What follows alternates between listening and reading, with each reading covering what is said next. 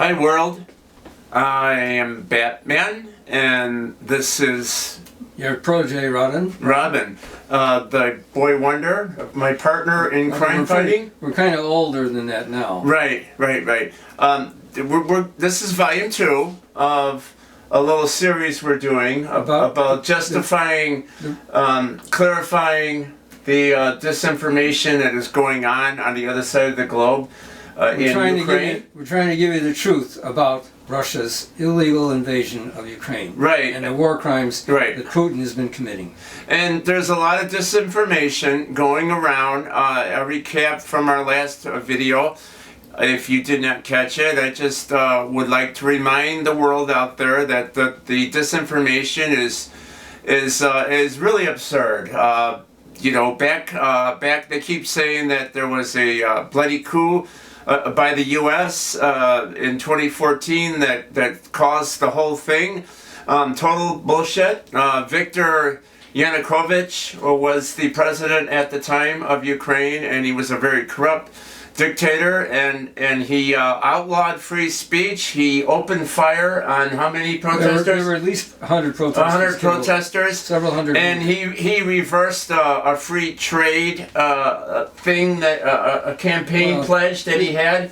He was supposed to put them on the track to join the European Union. Right. And so he reversed that, and he pissed off millions of Ukrainians, and even more after his secret police. He was opened fire on the protesters. He was just plain old murder at that point. Right, and then he was impeached by the Ukrainian parliament. He was removed legally, according to. There was a new election. And that was February of 2014, and then in June of 2014, they democratically elected Poroshenko. Right. Poroshenko. And now another one of the disinformations that's floating around is that there was an agreement to not expand NATO. Total bullshit. That was related to East and West. It was only in Germany. Germany. Right. Now Germany got unified anyway. Right. And it didn't expand its borders. Nothing. It was going to happen eventually, and it did. Thank God it did. The thing of it is that how can anyone object to the fact that countries that are under threat from another country cannot have alliances? I mean, it's crazy. Okay, so they continue to want to say that Putin had no other choice because NATO expanded. And I often mention the best example is Poland was one nation that requested membership after the Berlin Wall fell and the Soviet Union disintegrated.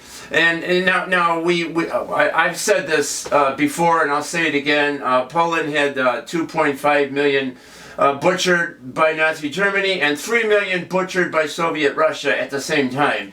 And Poland was occupied by Soviet troops until 1993, which is not long ago. And also 1.7 million Poles were sent off to the slave labor camps of the Siberian Gulag. So I don't think the people of Poland really trusted Russia. And that was their reason to request membership. And now it is a rule that you can only request membership, correct? Nobody would join NATO unless they wanted to. Nobody's ever in the history of the world been forced to join. Well, my whole thing is that it's not up to the U.S. or NATO to decide whether a nation would request membership. These countries decided that they were threatened by the return of the possible Soviet Union. And then they saw that coming when Putin started becoming dictatorial. As the years after Boris Yeltsin. Now, the Budapest Memorandum, that is something that never gets talked about by the Putin apologists, and that was basically an agreement that Ukraine would give up its nukes in exchange for what? This happened in 1994. After the Soviet Union fell, Ukraine became independent, totally legally, and it was totally a thing the Ukrainians wanted that lived in that territory. And they, in order to feel safe to give up the nuclear weapons that were there, totally due to the Soviet Union planting them there, and that was, of course, It was a peace gesture to give up your nukes in exchange for Russia never invading them. That's exactly right. And Right. there was supposed to be an agreement that was signed by the United States and by Great Britain also, of course by Russia. Oh, that the they United would States not- and Great Britain would come to their aid if they were invaded. All three countries were supposed to come to their aid, but obviously Russia decided to invade, so they totally obliterated this agreement. Right. Which is, again, an instance of an alliance which was supposed to be.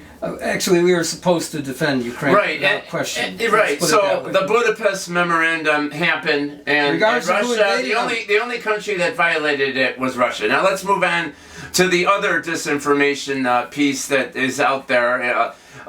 There is a battalion called the ASAP Battalion, which were basically a bunch of militia guys who are soldier wannabes that like to play with guns, similar to the militias we have here. But they were only added to the official military of Ukraine recently because of the war, and that's the only reason, okay? And they are kind of nationalistic, far right-wing nationalistic in their thinking, in the sense that they want to keep Ukraine a land for Ukrainians and not of refugees from the Middle East. Now that's their thing, okay? But let's not hold that little tiny group and generalize the entire nation of Ukraine because of that one group that's now being used to defend. Okay, so that's all I want to say about them, okay? They don't even make up 1% of the Ukrainian military. There's like 500 to 1,000 of them, and that's all I'm going to say about that. Ukraine is not a Nazi country. Who did they elect? What type of man did they elect? Well, they actually elected a Jewish person. That is correct. A Jewish Ukrainian was elected president, the current president of Ukraine. So it's the absolute worst lying. Right, right. Okay. A Nazi country. Now, okay, we're going to jump to what needs to be done at this point, okay? And you have mentioned that you have frustration with President Biden for being too slow at this, and you also have, I do too, frustration with Israel. Explain Iron Dome. Let's understand that Ukraine needs everything they can get. So many people have been saying, "Oh, we're giving them everything they can or everything they need." I mean, how do you? Of course, they need enough to stop the weapons of mass destruction from hitting their land. They need to stop the missiles flying into the neighborhoods. Their cities. They need enough to protect their over people. the sky. They need protection now, from the. We dragged our feet. We gave them one Patriot battery. It's possible we're giving them more under the cover of calling it classified. But we should have been pressuring Israel to share with them the Iron Dome. What is Iron Dome? Now, Iron Dome is a anti-missile system that will knock out 90 to 95% of the ballistic missiles, those cruise missiles that you're talking about. Now when did Israel implant this in Israel? Well, Israel developed this with U.S. help and with U.S. support. Help. The U.S. put over $1 billion into Iron Dome. How much money have we given to Israel since then? Well, it's at least $5 billion a year. $5 billion a year. How about that, folks? So this is the thing. Well, they are our allies. We call them a democracy. That's a little bit in question now, but let us hope that those situations will be resolved soon. Right. But the honest truth of it is that they should help I don't Ukraine. Believe that they have been pressured enough by the U.S. considering all that they owe us. Right. They should have done it on their own from a humanitarian standpoint. Well, if they're on the side of good, they should have done it already. Well, and President Biden should have pushed them to do it. Well, that's what I think. I think that the U.S. Congress, which actually did try, I know this from the background of what I was able to glean. I'm not an investigative reporter, but that the U.S. Congress, especially Jewish members, did try to do this. And they were rebuffed by the Prime Minister at that time. Now, Netanyahu might be doing it. There's some rumors that they are going to finally do this, but we need to keep the pedal to the metal on protecting Ukraine as much as possible. To rebuild Ukraine will cost much money, and we've also discussed this, Batman, that there's a gentleman named Bill Browder who was instrumental in the Magnitsky Act, which is what is allowed... Browder? Bill Browder. Bill Browder. He's a good man, and he was... Is he an American? He's an American, but he worked with Russia. He's a capitalist, you might say, but he knows his way around. He is a legitimate humanitarian, And what he is Well, what's his connection to Russia? well, he was with Russia for a long time. The reason why it's called the Magnitsky Act is that a friend of his, Magnitsky, was murdered by the Russians, and so Now, who was Magnitsky? Magnitsky was a gentleman who tried to expose the corruption in Russia. Oh, wow. And so he incurred the wrath of Putin. Putin got him in jail.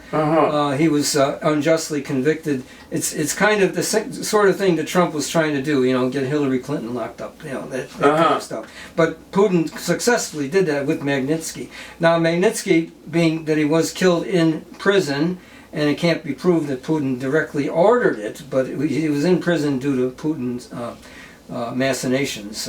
But the Magnitsky Act, which one of the guys behind it was John McCain. He's passed away now, but at least he did do some decent things. And what it did was what was allowed to have sanctions against Russians that were corrupt, especially or committed murders. As many Russians who were trying to set that society on the right way, back on the track to democracy, have been murdered there, as you know. Okay, so anyway, the bottom line is that he's promoting the idea that we should take all the funds that have been frozen in this country that are Russian origin, and we should give those to the Ukrainians. We should not. We should not stop at some stupid red tape, which is what they're doing now. When did he propose this? I recently saw him on MSNBC, and this was about 3 weeks ago. Really? Yes. So it's also been proposed by Lawrence Tribe, a well-known scholar, legal scholar. Now, you mentioned another angle that could be taken, that should be taken, and I'm leaning toward agreeing with you, is that... How about planes? Modern planes. Well, air support to be able to knock out whatever Russian troops are still within Ukraine. Whether or not we would bomb within Russia proper is another thing. But I was more thinking of along the lines of what you said earlier about on one of our last gigs. You said that we should set up like a UN Security Council alliance. Similar to the UN coalition that. Well, I think there should be I think there could be either a NATO or it could be outside of NATO.